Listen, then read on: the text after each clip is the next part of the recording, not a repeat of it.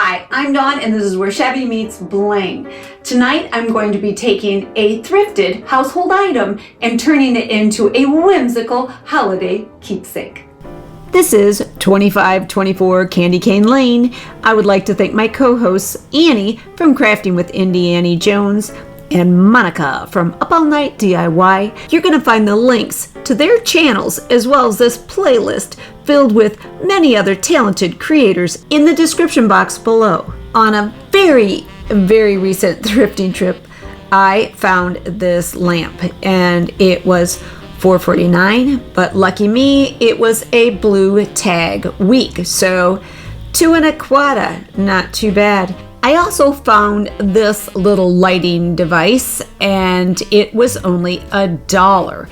I found it at my favorite resale shop. I am going to disassemble both these pieces for different components of what they have to offer. And this little guy, what I want from him is just that little wood cup on the top. I don't need the electrical part of it, and I don't need this wood piece at the base, but I will save everything as per usual. Once this one is totally disassembled, I will return my attention to that lamp. And when I looked at this thing, I could only see one thing other than a lamp, and it was a candy cane. This lamp is going to become, it's going to light up still, but it's going to be something completely different. So I need to disassemble. Blue approves. He likes the plan. I don't even know if this thing works. It doesn't matter. It doesn't matter if it works because we're going to gut all of the components out of it. It is not going to be electrified. It will still light up, but it will not be electrified. So I need to get all of the electrical workings out, and then we're going to literally take the rest of it apart, which had to be done to get the wire, that electrical wire, out of this whole thing, because inside the bottom, it takes that drastic 90-degree turn, and there's no way this thing was going to pull straight out. It was in there good. So I disassembled the entire light fixture and pulled out that cord.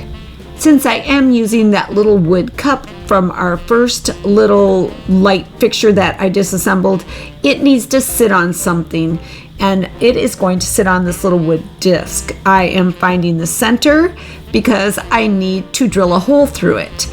The hole is so that it can sit on top of that rod from the original lamp, because this will sit on top of the lamp and then the little cup will sit on top of that. I first drill a pilot hole and then I go up a few more sizes and clamp it to a board so it doesn't spin and drill my bigger hole.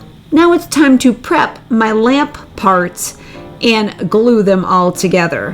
Where the cord came out, I am just filling it with some lightweight spackling, just enough to fill that hole. And if it dries up and leaves little indentation, I will add a little bit more. Now we reassemble and glue at the same time. The threads with the extra piece I'm going to add in here are just long enough to make it happen. I am using wood glue, and that's it, just wood glue. And by screwing the screw onto the top, that little nut, it is going to hold this whole thing together while it dries.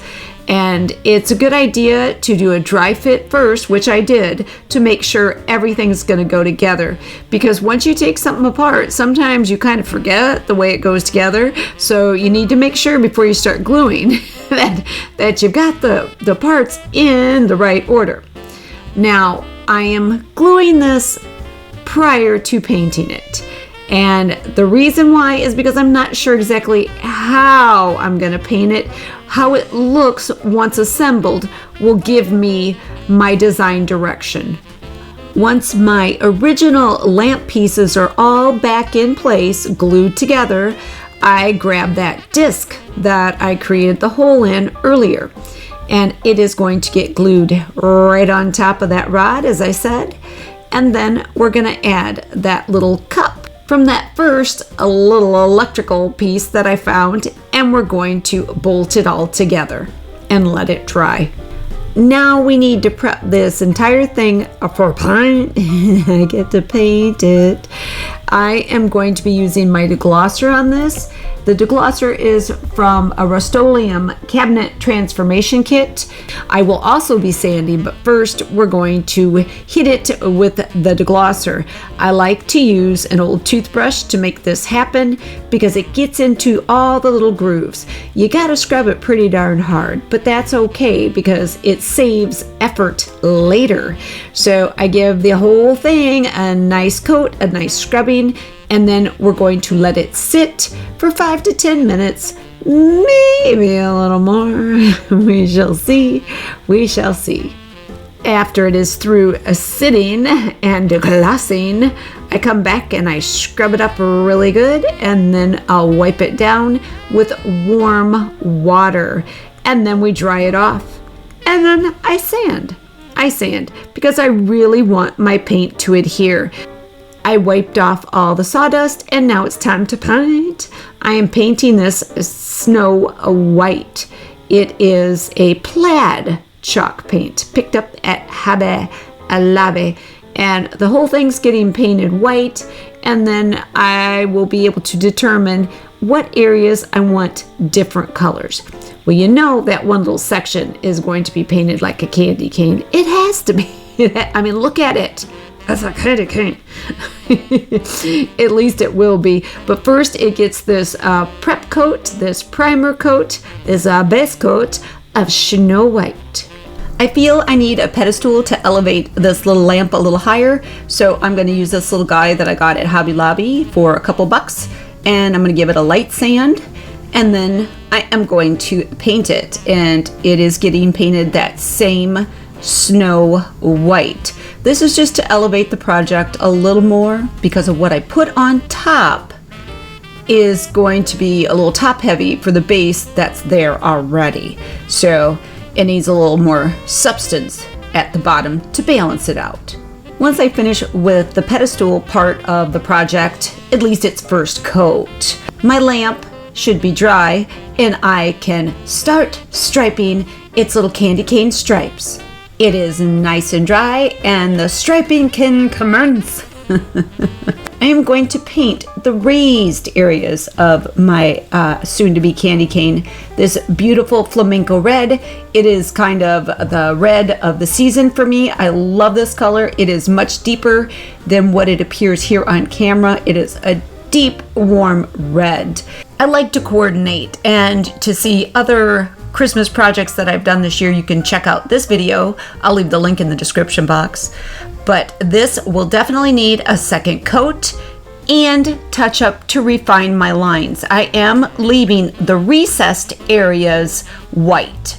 I have a couple coats of red on my candy cane, and now I'm adding some black. This is a black, it's called ink, chalk paint from Waverly. And all of the little ribbed areas that are extending out on either side, top and bottom of my candy cane, will be painted this ink chalk paint.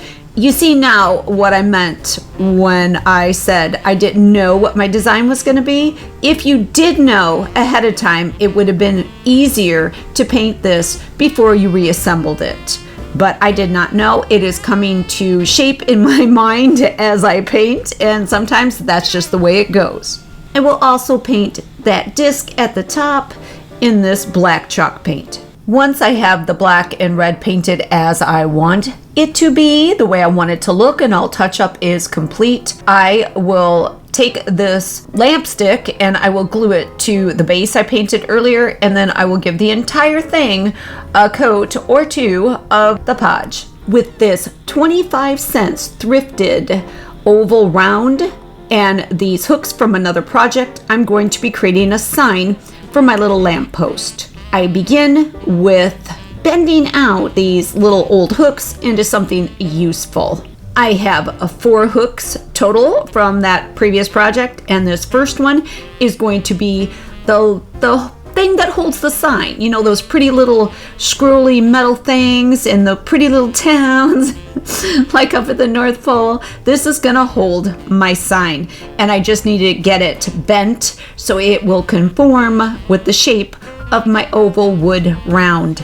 Once I get the piece that holds my sign exactly as I want it, I move on to the other 3 old hooks. I am just going to bend these so they are pretty little detail pieces, either for on my sign or for on my little lamppost itself.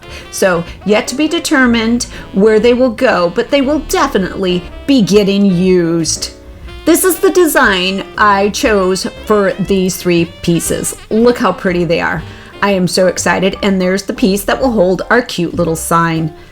Very, very authentic looking. If you have a sign, it needs to be held up with wrought iron. So that's kind of the layout of the way things are going to go, and the other 3 pieces will go around the lamppost at the top to hold a globe. Yes, a globe. I need to address how this little sign is going to get hung on the lamppost. So I need to drill some holes.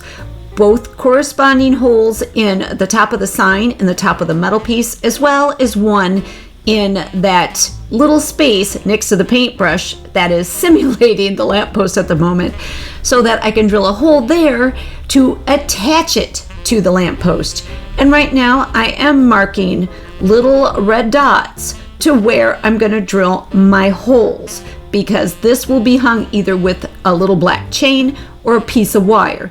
Once I determine where I need to drill my holes, I go ahead and drill my holes not only in the wood sign, but the sign bracket and the 3 decorative pieces of metal as well. I have also drilled corresponding holes into the lamppost, and I will use these little brads, these gorgeous decorative brads, to glue all my components onto that lamppost, just for a little extra stability, almost like a nail. Now we have to deal with our cute little sign, and step 1 on this little sign is to paint it that chalk paint that I used on the lamppost. This will be a 2-sided sign, so I will be painting the front, the back, and the rim of this little wood oval. My sign is dry, and I've already glued 2 pieces of wire into it, which will be the way I end up hanging it, no chain. Now, I wanted to do a cute little sign, so I jumped into Canva and I created this. And I created 2 different versions, one with a black font and one with a green font. I also created a couple different sizes to make sure I would fit absolutely perfect, and it does.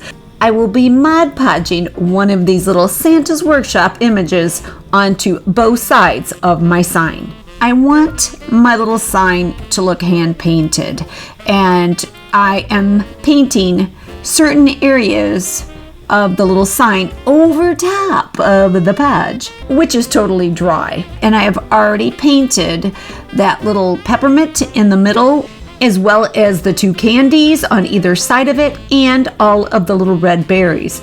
I even have added a few extra little berries in the process. Now I am painting all the white on the peppermint and on the other candies. I will come back with green, and I will accent all of my greenery on this cute little sign. Once the detail painting is dry, I will seal it with another coat of Mod Podge. And this is all matte Mod Podge.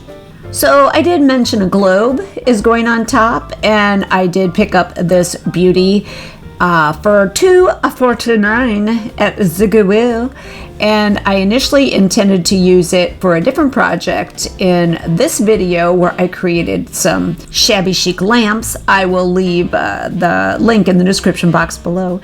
But since I only had one, I couldn't, because I had 2 lamps that I created.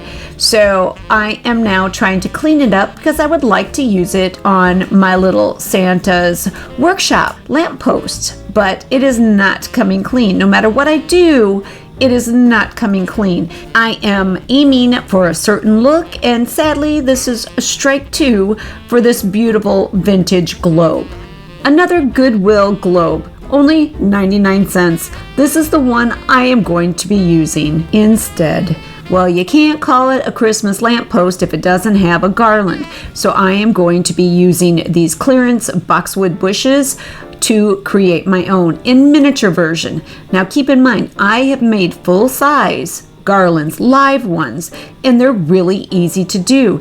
I am using the same method I would use on a full size one, but just teeny tiny.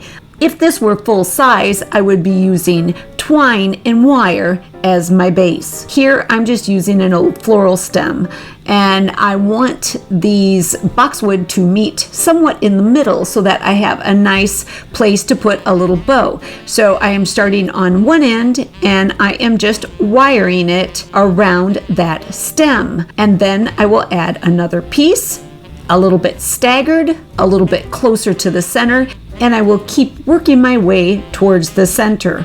Once I've reached the near center, I will start on the opposite end and use the exact same method. A piece on the end, stagger a piece a little higher, and so on until my little garland is complete. Once I have my lamppost totally assembled, I will add this adorable little garland right onto the post and hanging over my sign, and I will use this really pretty striped ribbon to make a bow. I will also be using this really thin elastic, this is black elastic, for a couple of different accent pieces on my lamppost where it would be difficult to paint a tiny line. Final touches are complete, the lamp is reassembled and ready to be seen. Let's take a look. What started out as an everyday ordinary lamp and not that attractive became a holiday Christmas themed lamppost. There's my very festive holiday candy cane stripes, and you can even see the beautiful turned metal that used to be random hooks that were discarded from a previous project. The base looks great. It really needed that extra height to balance out the top with that beautiful globe on there. And yes, it's a newer globe, but it looks just right. And those teeny tiny stripes, those are not stripes, not painted stripes anyway. They're elastic. And once I glued them on, I added a top coat of Mod Podge just to seal them in, to give them some structure. And how about that teeny little garland? Just as easy to make as a full-size one, and looks adorable surrounding our sign. And there is the big highlight of this project, is that little sign, Santa's Workshop. Looks hand-painted because parts of it are hand-painted. So easy to do on Canva. Just play with the little images until you get what you want, and you end up with something adorable like this. And don't forget, it is a two-sided sign. That way you can display it on a kitchen island, any place that's going to be seen from all directions. And remember, it also lights up.